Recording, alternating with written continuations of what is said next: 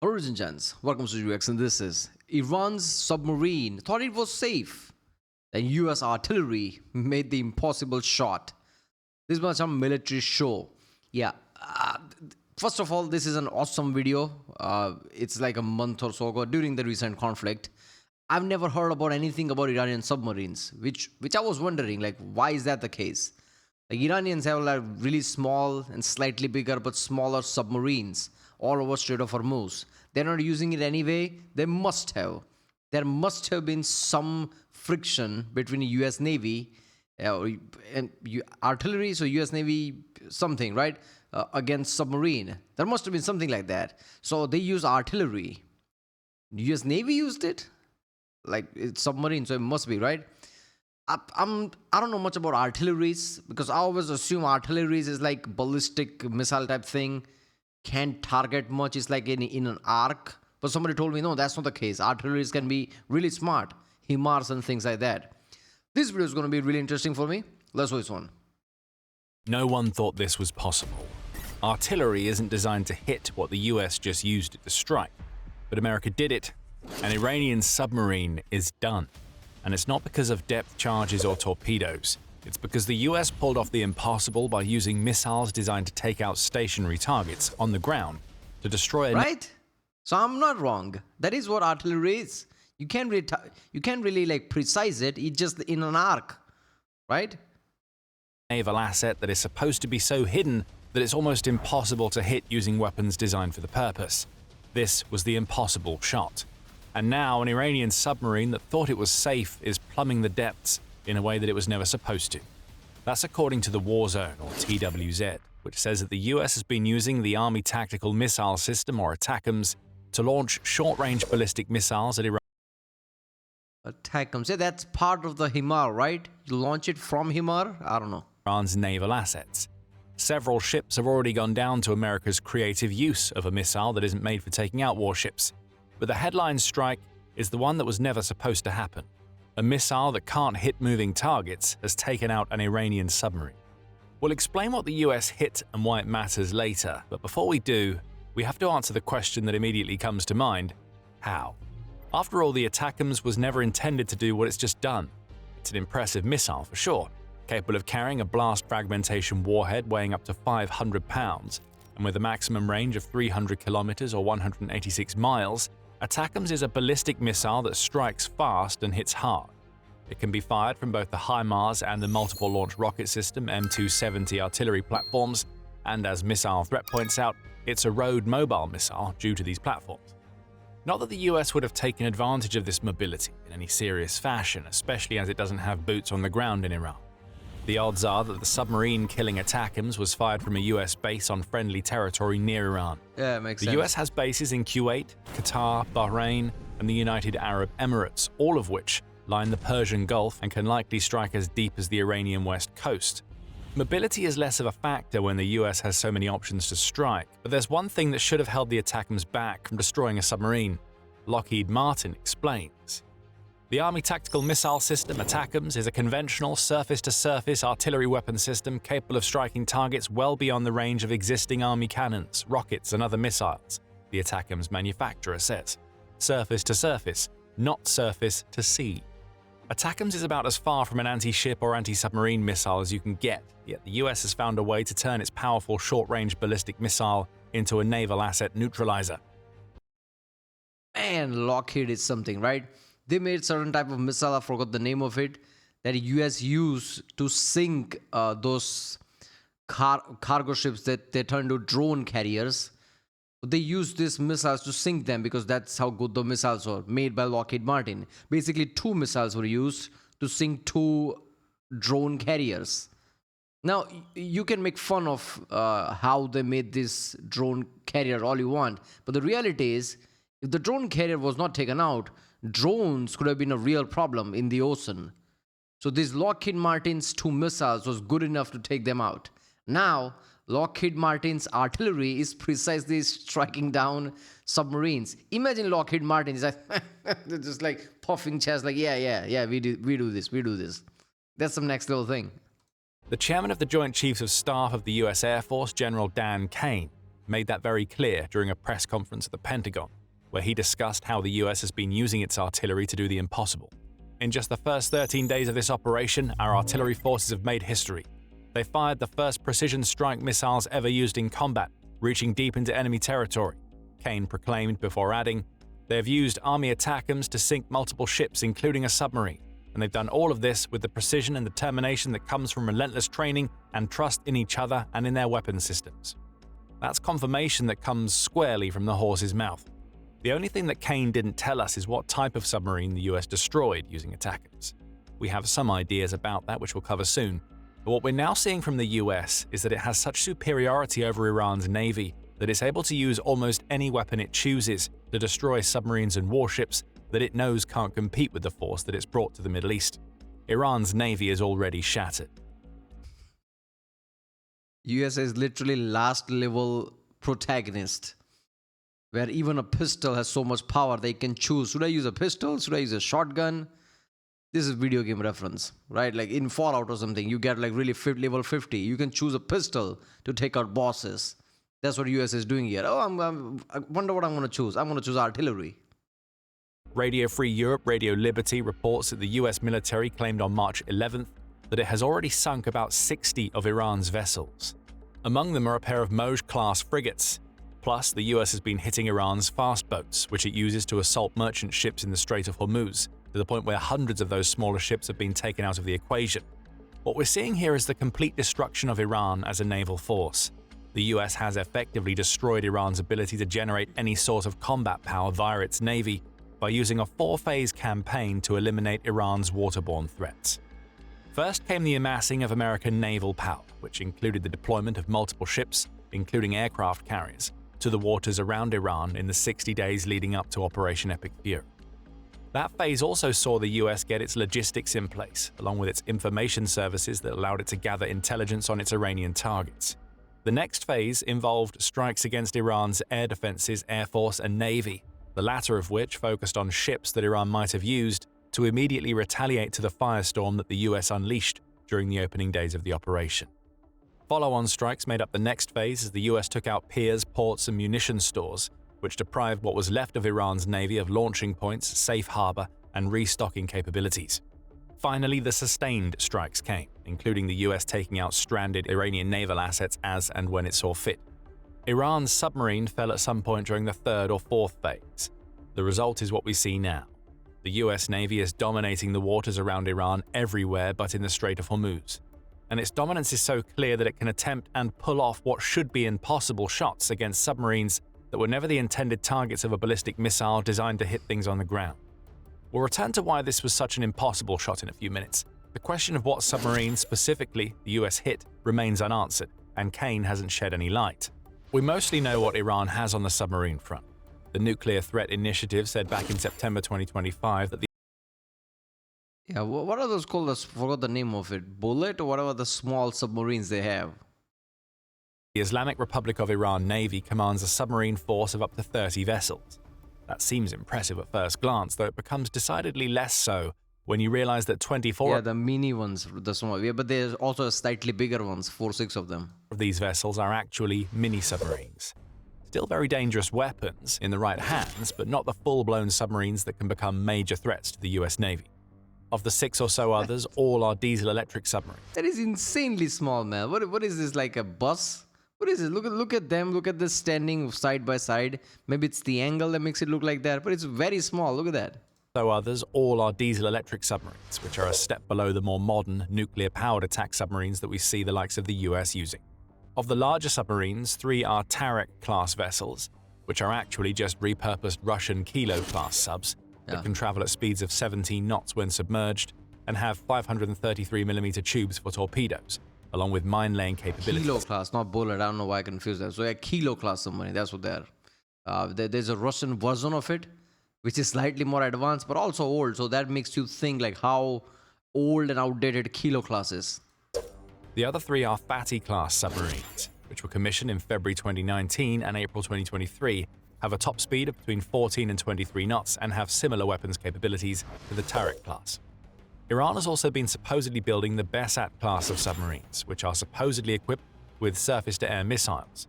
However, those haven't seen the light of day or the depths of the ocean yet, so we can exclude them from the list of what the US has struck.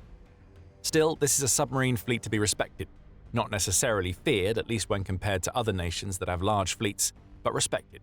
Iran has also been working on all of its submarines with the intention of equipping them with air-independent propulsion systems, which would have increased their underwater durability to the point where they became even greater dangers in the Persian Gulf. So the US had to tackle the subs, and we'll explain why soon. But the question still remains, which of these types of submarines did the US take out with its ATACMS? We'll answer that question in a second, but before we do, this is a quick reminder that you are watching The Military Show. And now is the perfect time to hit subscribe if you haven't already. Now, there are two candidates for what the US struck with its surface-to-surface ballistic missiles. First up is a Ghadir-class submarine, which is one of the mini-submarines that make up the majority of Iran's underwater fleet.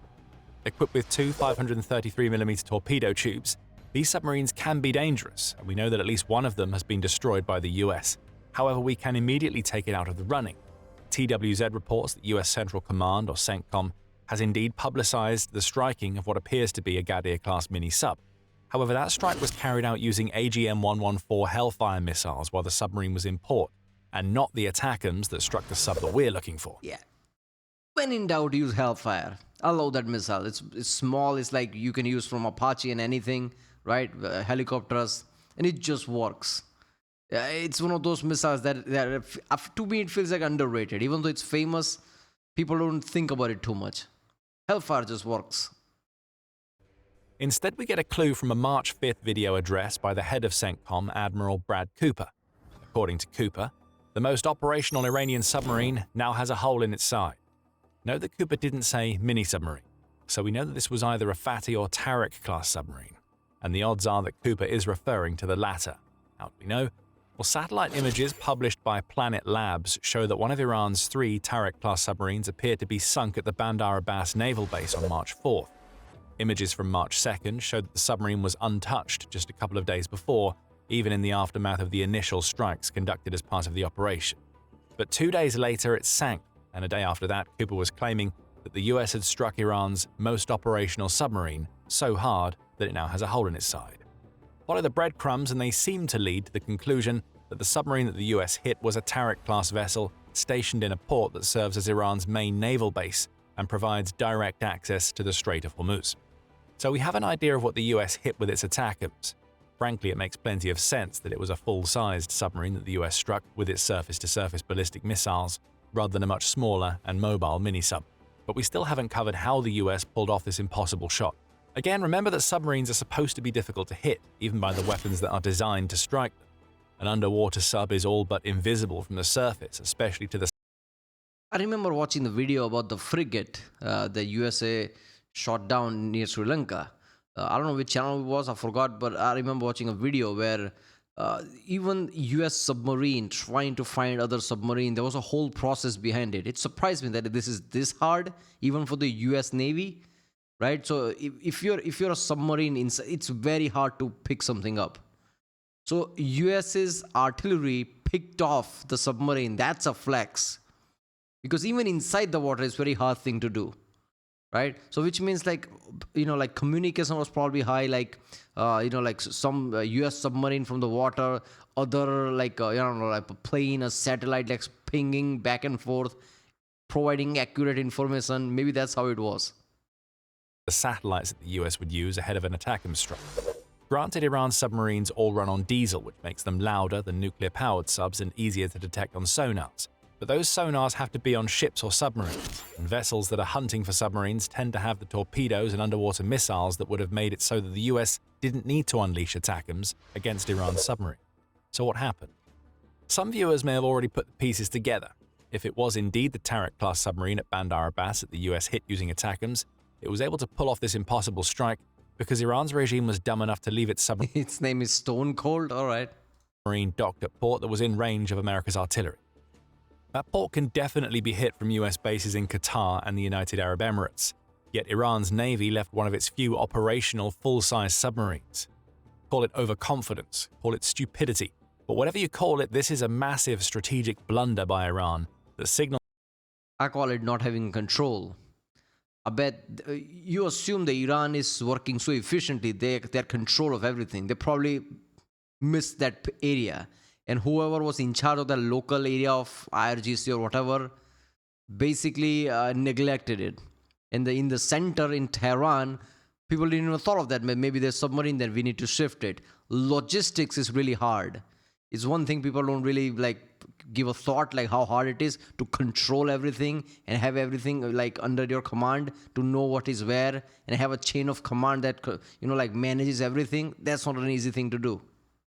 Signals to the US just how effectively Operation Epic Fury has crippled Iran's military leadership, along with the command and control centers that should have been giving the orders to get the now stricken sub out of Bandar Abbas.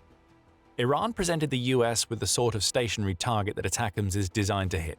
The US said, "Thank you very much," and it launched its missile at a naval asset that should never have been vulnerable to ATACMS in the first place. This was a submarine, a vessel that is made to stay hidden underwater, and Iran left it on clear display in a port that the US could reach with so many of its weapons. Even without military bases in other countries being in play, Iran must have still been aware that American air superiority is such that it could have sent a fighter jet or bomber to attack Bandar Abbas. Yeah. The US had so many options for this strike. Yeah, US could have done anything. Send a B-1 even, B-1 bomber, screw it, and throw bombs with it if needed. There are F-15s, F-18s, pick one. I don't know, jam something from the satellite so submarine doesn't work or something. You never know what type of system that is working there. US is literally like a buffet. Oh, I wonder what I'm going to choose now to do this. So it chose the most audacious one available just to pull off a kill that should have been impossible. Well done, Iran's regime. This is like one of those video game challenge thing. To get the achievement, we are going to use ATACMS. We could use something else, but it's I want that trophy, Steam trophy right now. I'm going to use ATACMS. True strategic incompetence. We may have just made it sound like the US took out Iran's submarine just because it could. That isn't the case. Submarines are and should be viable targets for the US because it has a lot to gain from causing Iran to lose its underwater threat, beyond the humiliation being experienced by the country's crumbling regime for enabling this strike to happen in the first place. Reason number one is simple. The US took out a vessel that is capable of laying mines. Yeah. We told you earlier that Tariq-class submarines can lay mines, and that's something that Iran has been threatening to do in the Strait of Hormuz for much of Operation Epic Fury. The US has been doing everything that it can to prevent this possibility. By March 11th, Yes, submarine at its worst can be really dangerous. Doesn't matter which submarine it is, whether it's advanced or not, it's a submarine. At best, it's annoying. So of course you're going to target it. Canada's CBC was reporting that the US had already claimed to have eliminated 16 of Iran's mine-laying vessels a day before, which is a clear sign that the US needs to keep the Strait of Hormuz clear of these very dangerous underwater weapons. And it makes sense. Iran has been threatening to make that waterway, through which 20% of the world's seaborne oil sails, so impassable that it will lead to oil prices rising to $200 per barrel.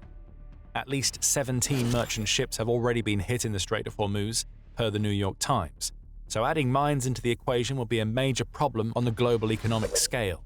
Having those mines being laid by a submarine that could go undetected while sailing through the strait would be an even bigger problem.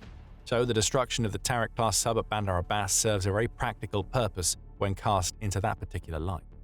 Speaking of merchant ships, the destruction of Iranian submarines, and we can count the mini-sub that the US took out, also means that these vessels can't present a direct threat to ships transiting the Strait of Hormuz. Merchant ships aren't equipped with the sort of equipment needed to detect submarines lurking beneath them. Beyond the mine threat, Iran's submarines carry torpedoes that could be rattled off at the ships trying to sail through the strait that Iran is attempting to block. I mean, if you're a submarine, you don't carry torpedoes. What type of submarine are you? At that point, you're just a vehicle to transport from A to B. If you don't have a torpedo, what you gonna do? Okay, we can't say that this would be beyond Iran's capabilities. It's already proven itself willing to launch direct attacks on these ships, and it's announced several times that passage through the strait is closed. A handful of ships have been allowed through, with Al Jazeera reporting that they are being operated by the likes of China, Pakistan, and India. For most of the world, the Strait of Hormuz is closed, and Iran's submarines have the weapons needed to strike so much fear into the hearts of merchant ship captains that they wouldn't risk a crossing, even with escorts from warships or aerial assets. So the US is taking a clear threat out of the... Yeah, it's open to a lot of countries like China, India, until the machine gun fire an Indian ship and Indian captain gets pissed off and screams. That also happened after this. A lot of things happen after this. A lot of things are happening right now. I don't know where this goes. The equation. If Iran's most operational submarine has a hole in its side, then it can't do anything to hurt merchant vessels. It also can't do anything to hurt America's warships. Don't forget that the US has several aircraft carriers along with other warships in the Persian Gulf region.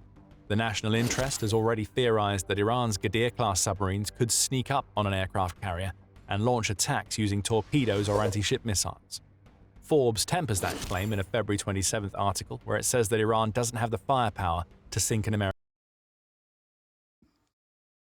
Yeah, many like LA-class submarine and Virginia-class submarine.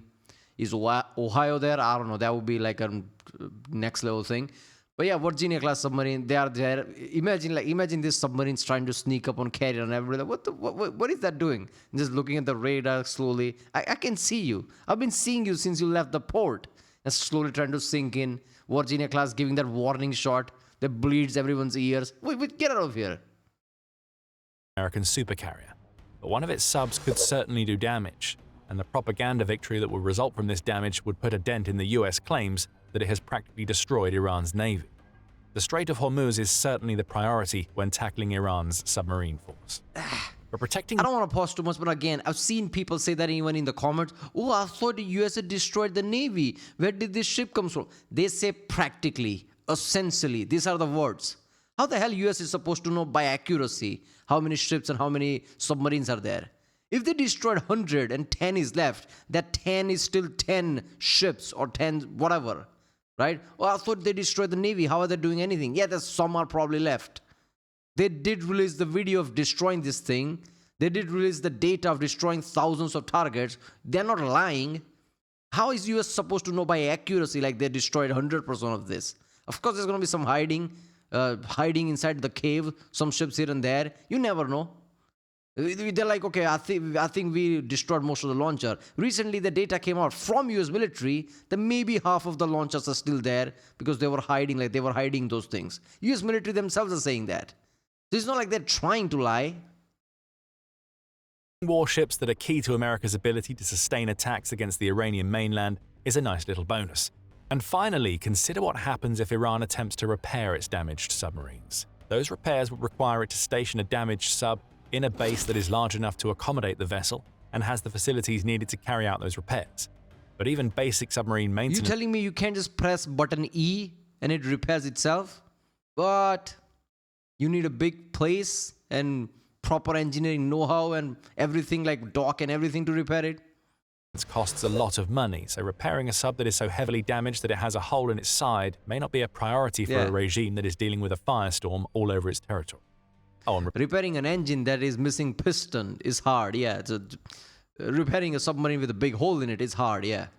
Repairing a submarine just creates the same problem that... I'm laughing not because of the I'm not laughing at the channel. I'm laughing at the situation, like how ridiculous it is.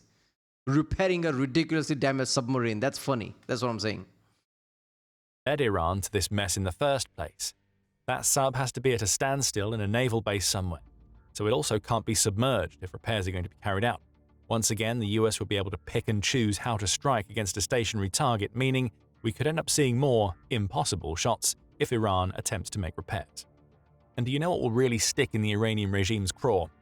As its submarines are sinking due to the US pulling off kill shots using weapons that aren't supposed to hit subs, the US and its submarines are showing Iran how it should be done. On March 4th, US Secretary of War Pete Hegseth confirmed that an American submarine had sunk an Iranian warship somewhere in the Indian Ocean. That ship, which Hegseth claimed died a quiet death, was later confirmed to be the Iris Dana. At least 84 of the warship's crew died. That's insane. The whole thing jumps up. In the American submarine attack, depriving the people here, look at how small they look, running back. Iran's navy of skilled personnel, along with yet another of its ships.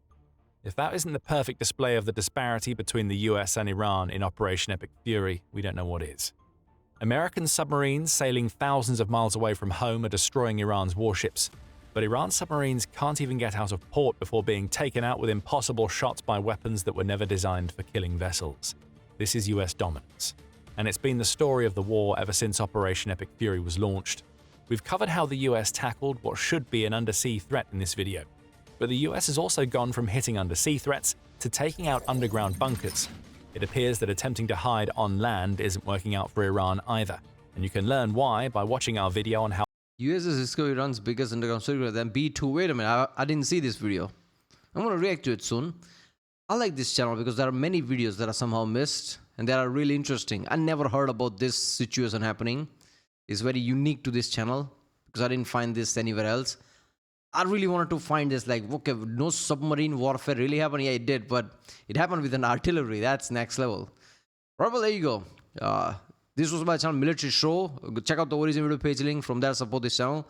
Iran submarine thought it was safe. Then US artillery said, no, you're not safe. If you like my reaction, don't forget to subscribe, and I'll see you next time.